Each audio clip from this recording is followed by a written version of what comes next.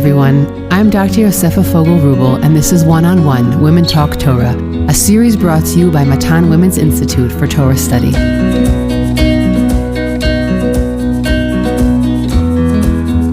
Welcome back to Matan's One-on-One podcast, where we spend 30 minutes speaking about the Parsha. Our episodes in the book of Vayishlach focus on family and interpersonal dynamics. These conversations are candid, insightful, and respectful. We aim not to psychoanalyze the biblical figures, but to learn from them as we stumble through our own beautifully messy lives. If you would like to sponsor a podcast episode in honor or memory of a loved one, please contact the Matan office via telephone or email us at podcast@matan.org.il.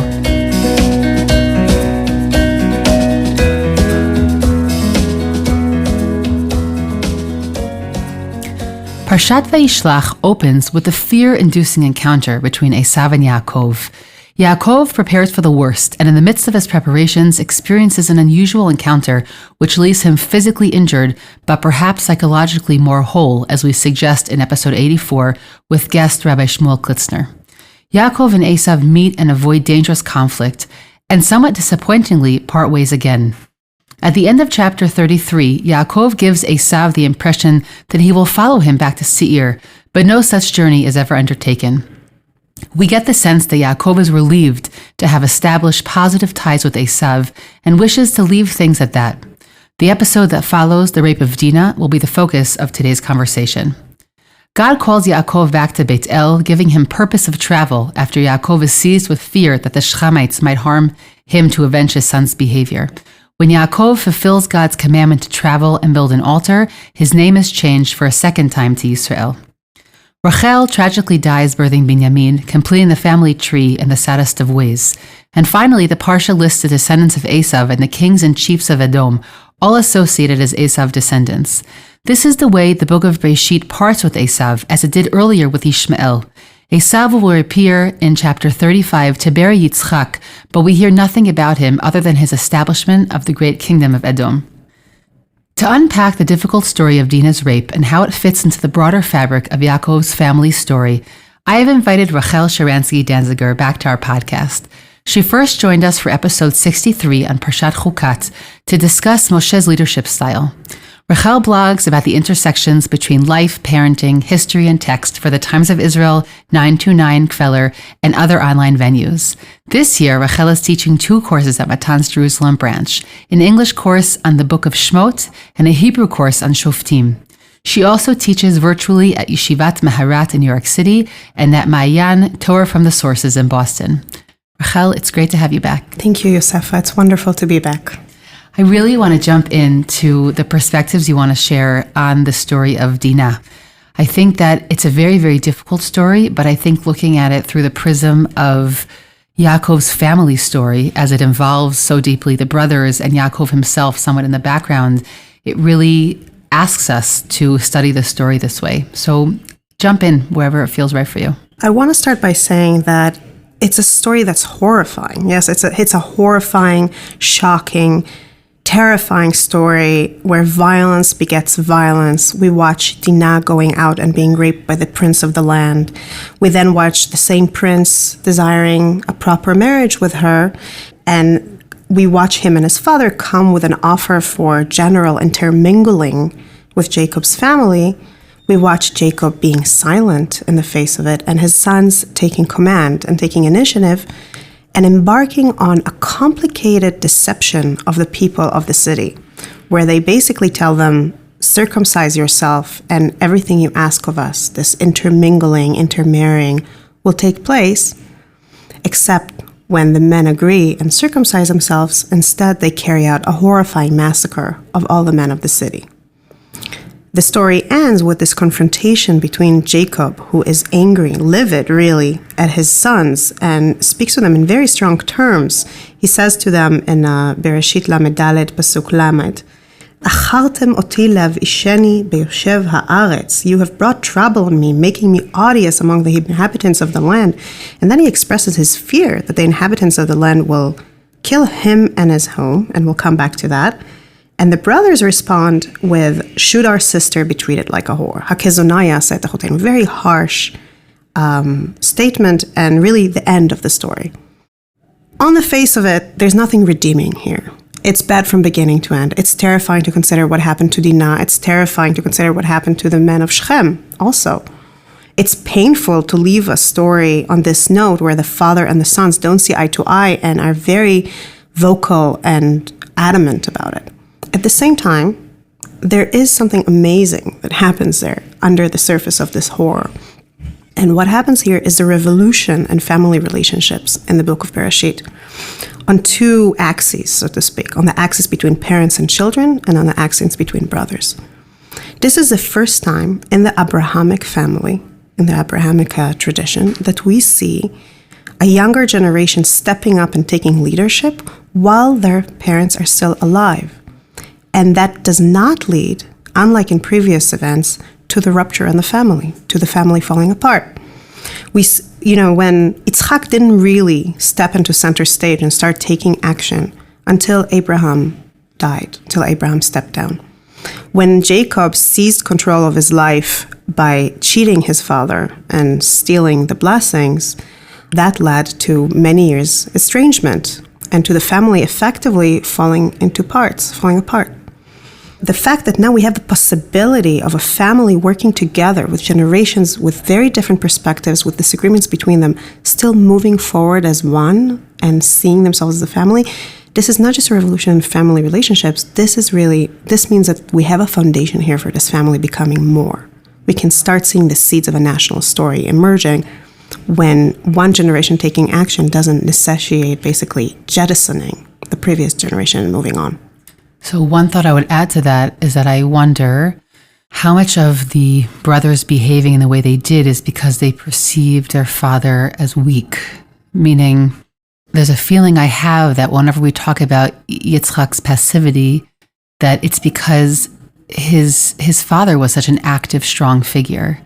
And in the case here, I think it would be a huge overestimate to give a characteristic title to Yaakov. I think he's a multi-layered figure, but certainly in this story and in a number of stories, we see him being very passive. The Radak, by the way, says that specifically on the story, that when he hears about it and doesn't respond earlier, when he hears about the rape of Dinah, there's something in the passivity and his lack of response, whether again it's out of fear or for whatever reason he's not responding, that I would hope would rouse the brothers or those that will protect to do something. But I wonder how much of it is because we see here a development in family, which either way there's a development in family that happens, and how much of it is because Yaakov doesn't necessarily do what he needed to do in this story, that his role wasn't played out fully. So, as you said, the Radak has a strong position on this, and different commentators comment on it with very different bents or very different judgment cast upon his actions. I want to suggest a slightly different perspective on it, to look at it less from the perspective of right and wrong and more in an attempt to understand where he's coming from. One of the things that strikes me about the story is the huge gap between how explicit and violent the actions are and how little we are told about the motivations of the character. Mm-hmm. As you point out, Jacob is silent. It's not just that he's silent. We all don't even know what he feels. Mm-hmm. When David finds himself in a similar position many books and many years ahead, when he hears that his son Amnon raped his daughter Tamar, he also is passive, and it leads to all kinds of problems down the line. But at least we know he's angry. Yeah, he's emotionally reactive in a way that Yaakov is Yaakov is totally silent here, mm-hmm. which is difficult to comprehend, difficult to understand, difficult to relate to. But consider that this is a man who has just led his family through a very difficult immigration process. Just chapters earlier, we watched them leaving behind the world they built for themselves in Aram Naharaim, the world where his wives were born. All other than himself, everybody else in his family is a new immigrant. He is doing relocation, as we call it today, but everybody else is a new immigrant. He is now trying to reestablish himself in the country of his youth, presumably a country that changed and is different than how he remembers it from his perspective as a child when he left it, or as a young man when he left it. And he needs to find his way in it, to kind of build a world for himself and his family there. I think in light of this, when we think about the preceding events, his hesitation here, his fear of responding, might be more understandable. at the same time, it's also makes sense that his children are the one responding, because we know from what we know of immigration today that oftentimes in immigrant families, the younger generation, the children, get absorbed much faster. They understand the language faster. They get an into the culture faster. They get what the newest fads and gags are and everything. And we often see it here in Israel, which is a society of kibbutz galuyot, of the gathering of the exiles. We see that children of olim tell their parents how to handle various difficulties. And when I look at the sons of Jacob stepping up, I'm not just seeing sons stepping up into the vacuum that their father's passivity created. I'm also seeing young immigrants saying, move aside, father. We know how to handle these locals. We get it. We know what we're doing. Wow, it's a really insightful reading. I think also that, so I think we'll get to it, but the background of the family dynamic itself is also definitely somewhat at play here. But I think that noting them as immigrants is something that is really insightful that we often look over in these narratives. It also, I think, opens a new perspective on Dinah's actions. I mean, Dinah is notably silent throughout. We don't know anything about her experience. As I will say, by the way, that in Tanakh, women who get raped are silent, meaning there's a correlation there between, we have a number of rape narratives throughout Tanakh, and the women tend to be voiceless. I'm not totally sure how to read that. There's a lot of very negative readings of it. I'm not sure I identify with most of them, but most of the time they don't get a voice. But I think in this particular story, Dinah in many ways feels like an object of the story. And when I say object, I don't just mean in the sexual way. You feel very much that the story is being told to us for what it reflects about the relationship between Yaakov and his sons, and less about what it reflects about Dinah. Meaning she's the background of the story almost, but the story itself is about Shimon and Levi and sort of the way that Yaakov interacts with his children. I agree, and I think if you compare it to modern day instances of, for example, family honor killings, it's a similar dynamic. It's a dynamic that was very prevalent in the ancient world. The fact that a girl who goes out into a city of strangers gets raped is not shocking. And it's not unusual, sadly, in those times, and sadly also not in our times so much. I think you wanted to go in the direction of why Dinah would look to explore her surroundings. Yeah. So, and here I really want to go into deeper understanding of what the immigration process was, because it wasn't just an immigration. It wasn't just, let's move from one culture to another and be somewhere new. When they move, they're also leaving behind a familial environment. Until now, Jacob and his wives and his children all lived surrounded by Lavan and his family. So in many ways, Dinah grew up surrounded by family members. More than that, it seems that most of the people surrounding her were her brothers. She had the mothers, she had the matriarchs, and the Bilhah and Zilpah as well, the concubines, but it's not clear how much female companionship she had. Suddenly she is placed near this place that suddenly has girls her age, a new experience, an exciting new experience for her.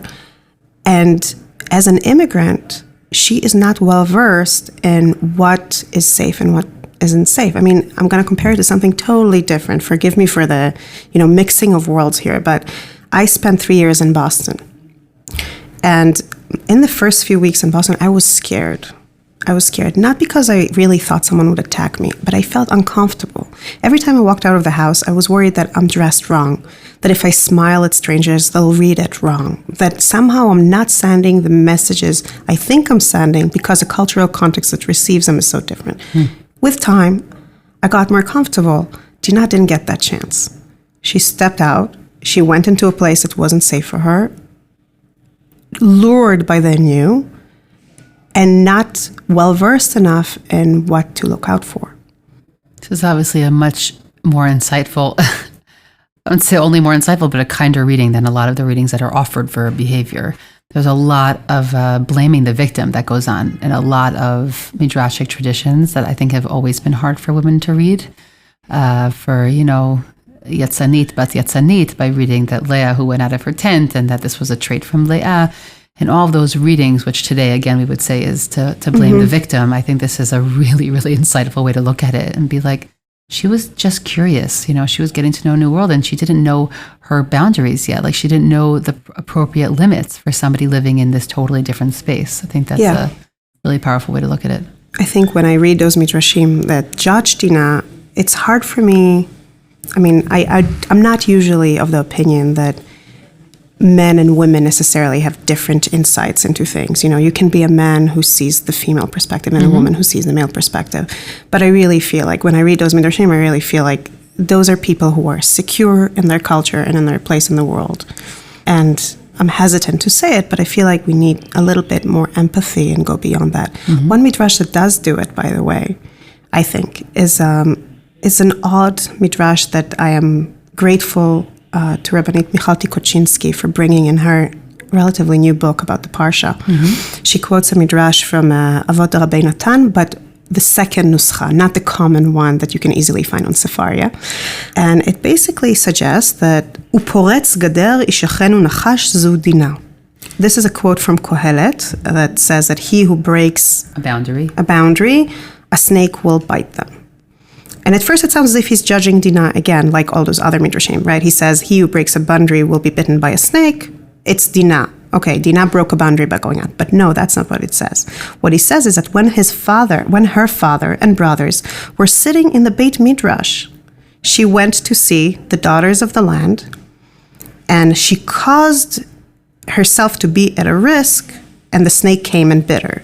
And the snake is Shem ben Chamul. So it still lays some responsibility on her.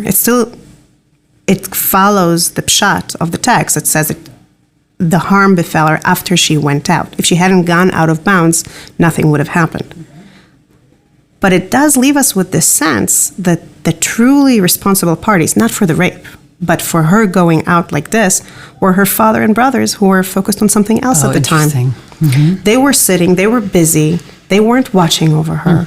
And if we're talking about the relocation experience and the immigrant experience, I think that might be related also, because when Jacob immigrates, I keep coming back to it because I think it's so important. It's not just an immigration, and it's not just moving from a familial environment to an environment with strangers and new laws that his family, his children, his daughter at any rate, is not aware of.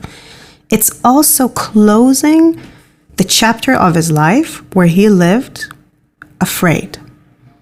I'll explain.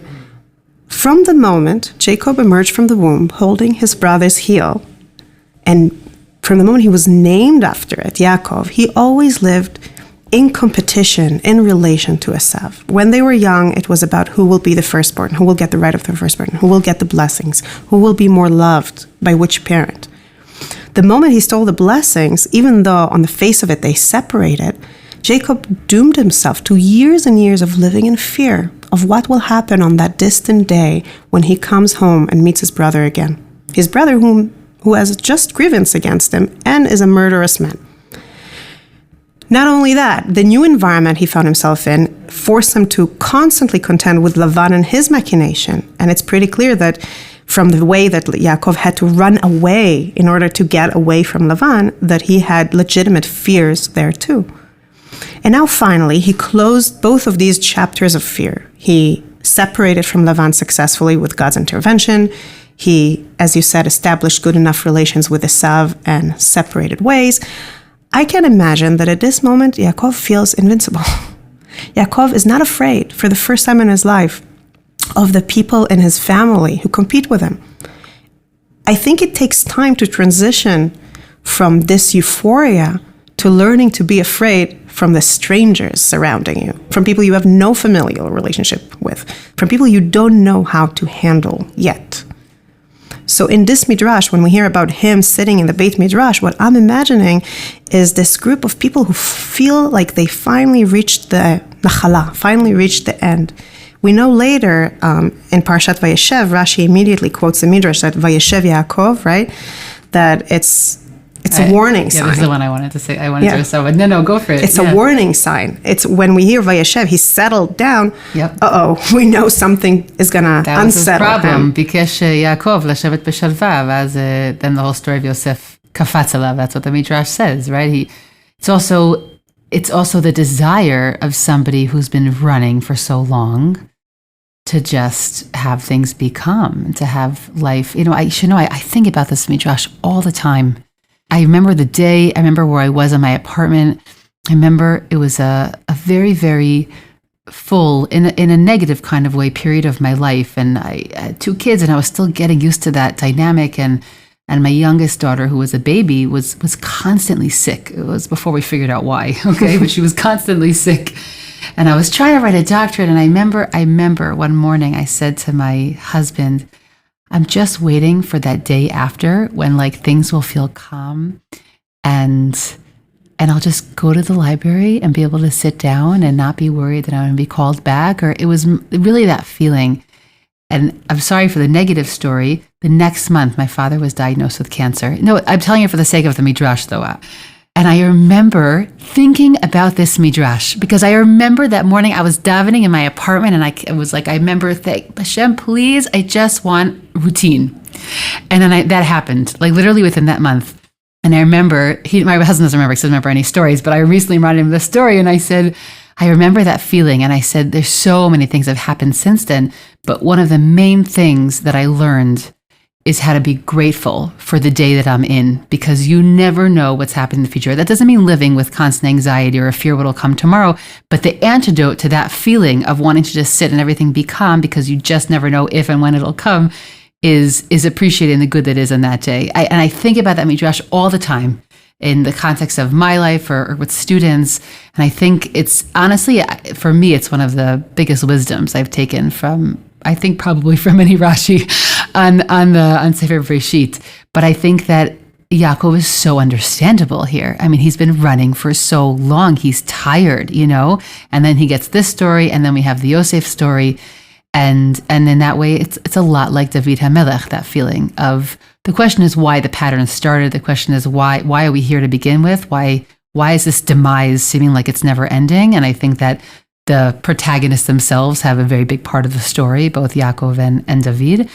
But that sense of wanting things to be calm is quite an understandable one. Very much so. Yeah. I can definitely relate. definitely relate. And you don't have to accept this midrash, that they were learning Torah and not watching over Dinah, and that's why she left. Though. But say you accept it. Say you look at it. It's criticism, but it's criticism with empathy. Mm-hmm.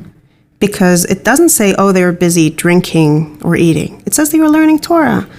Finally, they had free time. They went to dedicate it to that thing that they wanted to dedicate themselves to. But the message, I guess, for me, looking at it, is that not to jump at those opportunities and forget our other responsibilities. Mm-hmm.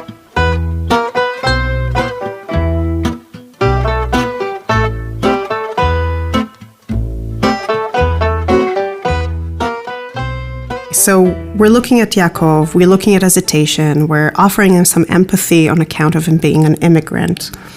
But now I want to offer again a slightly more critical perspective on Yaakov the father. And again, with the greatest respect and understanding, of course. Within the context of the family's immigration, which we already unpacked somewhat, there's one event that always stands out to me as a parent reading the story. And this is the way that Jacob ordered his sons and his wives as they were approaching Esav.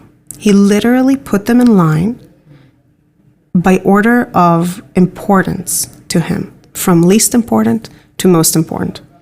He starts with the concubines and their children, then Leah and her children, and then Rachel and Yosef. And this is not just, a beauty pageant. It's not like, oh, who's the most beautiful or who's the most important? Let's just rank everybody in the family for fun. It's not that.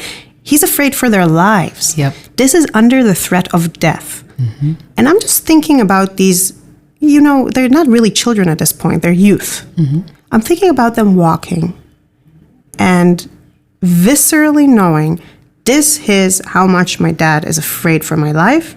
And this person behind me is the one he's more afraid for. Yeah. He's the one he will be more inconsolable if something happens to them. Yeah.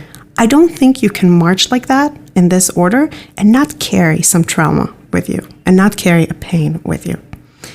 And when I read the story of Dinah, what I see is not the story of a family that comes into disagreement because the father and the sons had different methods in mind.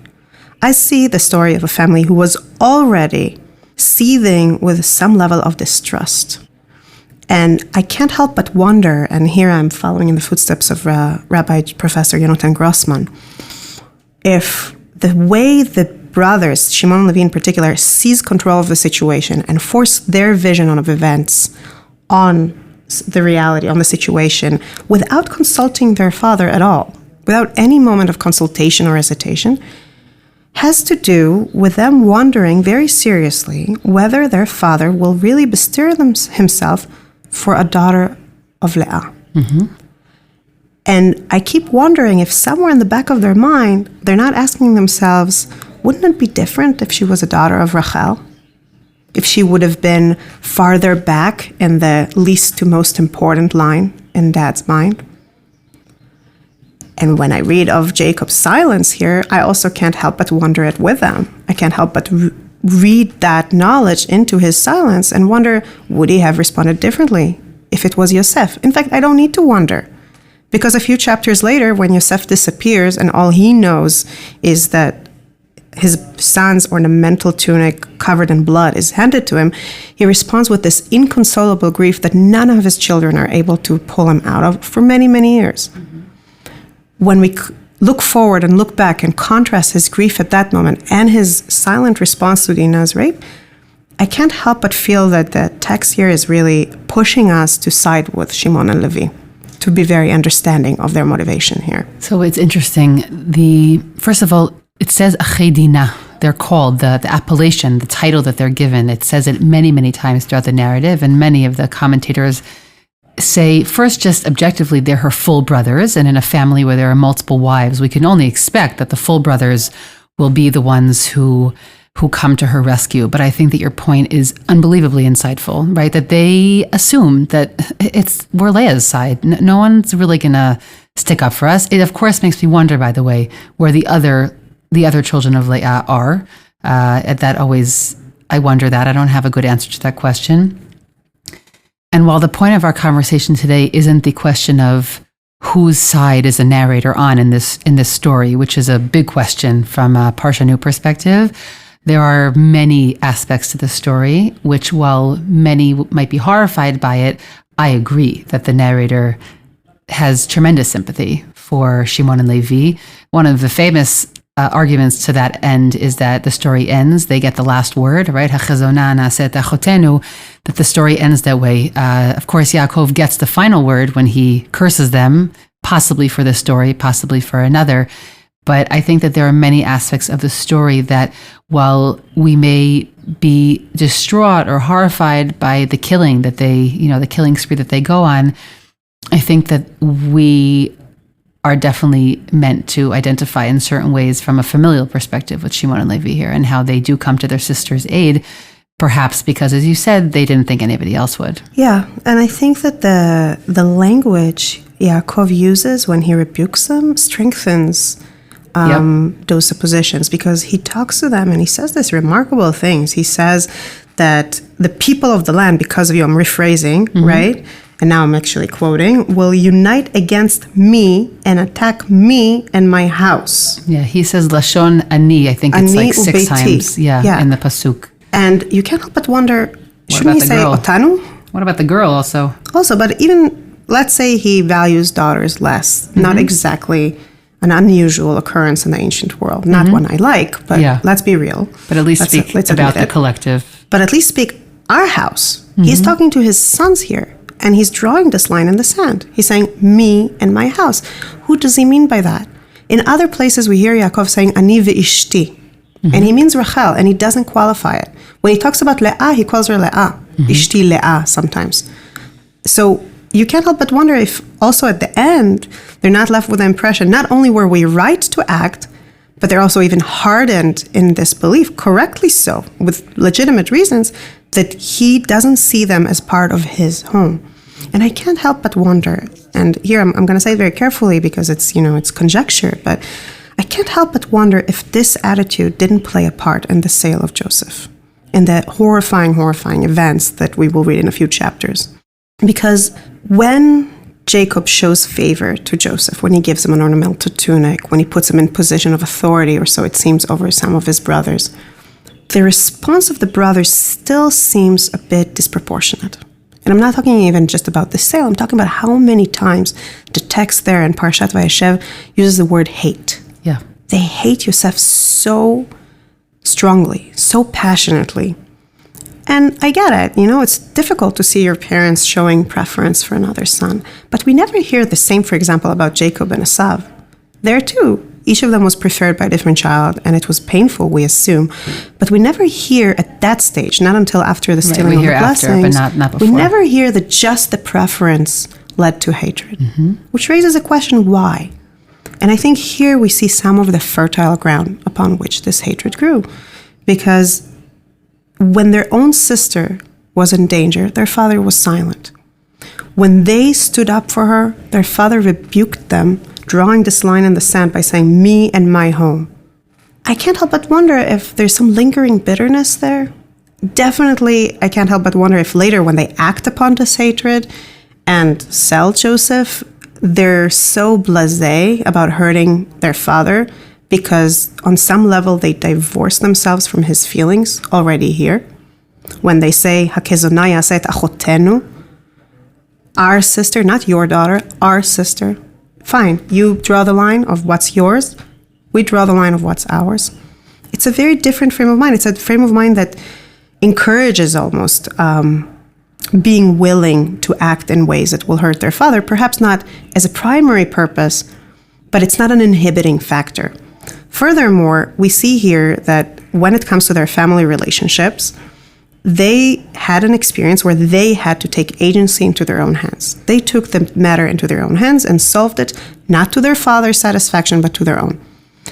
And I wonder if that gave them a taste of power, in a sense, a taste of ability, that when they decide to first kill and then sell their brothers, plays a part. They're like, okay, there's a situation in our family. Our father shows favor once again to a son of Rachel, once again showing us where we are in the line of his favor. Okay, we will act upon it. We did it for Dinah, and we'll do it for ourselves. I think that another really relevant point to that idea of yours is the behavior of Reuven, which, while I didn't bring it up, also appears in this week's Parsha. I didn't say it in my summary.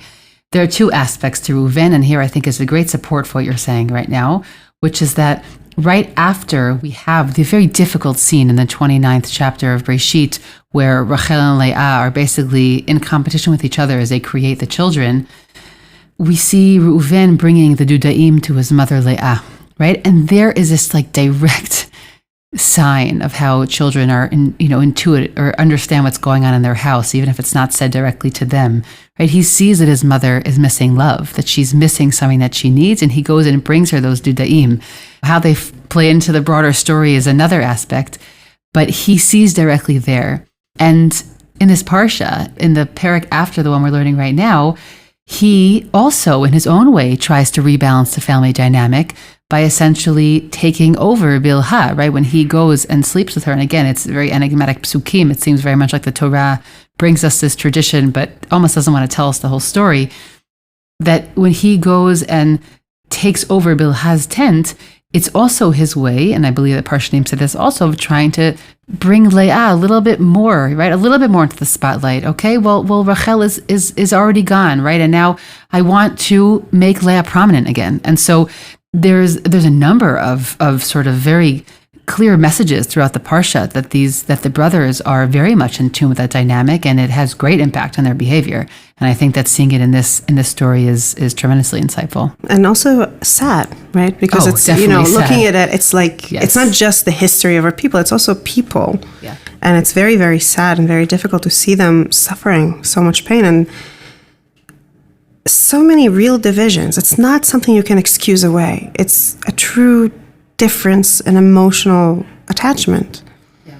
From the beginning of the story of Rachel and Leah all the way down to the sale of Joseph and onwards, you see people who want things that don't align. And it's very, very painful. But instead of finishing on this somewhat depressing... Wait, before you go there, I just want to add one piece, which is that something I often say when I teach is that the Torah never presents polygamy as a positive endeavor. I think that if we can talk about a lesson that we learn from this story, and I think there's many more other than this one, but I think that the idea that families with so many internal chapters or internal divisions is not something the Torah ever presents as something positive. It's really complicated. People can't avoid connecting with some humans more in their family than another. Even people, obviously, with just one spouse and multiple children, every parent knows what it feels like to connect with a kid a little bit more than another kid.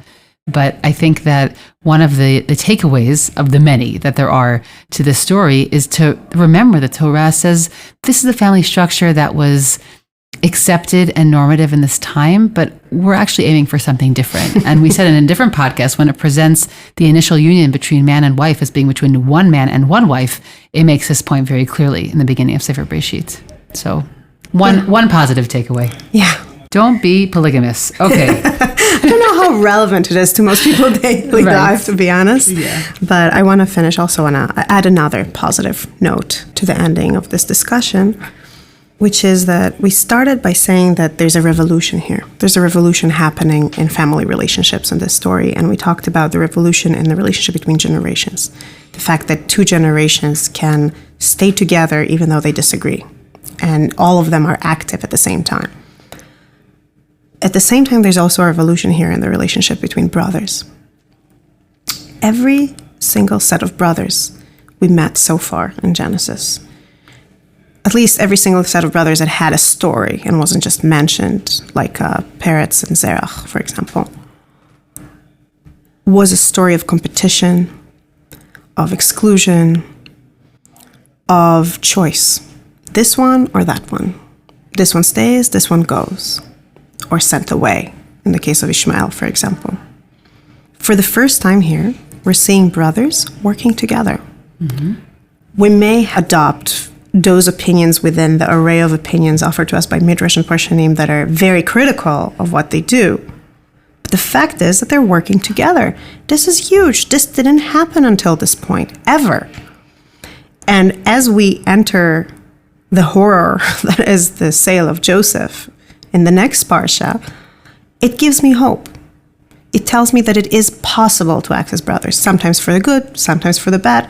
But brotherhood as a concept that isn't just about competition and exclusion and exile becomes a possibility here. And this is such a foundational moment. This is such a comforting moment when we watch this family move forward and when we watch them slowly inching their way towards becoming a nation, towards becoming us. Rachel, I want to thank you for this conversation. As always, you've brought tremendous insight and ways of thinking about stories that are incredibly creative. So I really want to thank you for this, and I'm sure it's provided a lot to think about for everybody listening at home. Thank you, Yosefa. It's my privilege. I hope you've enjoyed this conversation as much as I did. I'm Dr. Yosefa Fogel-Rubel, and this is One-on-One Women Talk Torah, a series brought to you by Matan Women's Institute for Torah Study. Please do One-on-One and Women's Torah Learning a small favor by sharing this podcast with family and friends so that we can reach new listeners. You can stream and download these episodes on Spotify, iTunes, Google Podcasts, SoundCloud, and Matan's website. Don't forget to leave us a 5-star review in the comments. Please send us any feedback at podcast@matan.org.il. That's podcast@matan.org.il. Thanks for listening, everyone.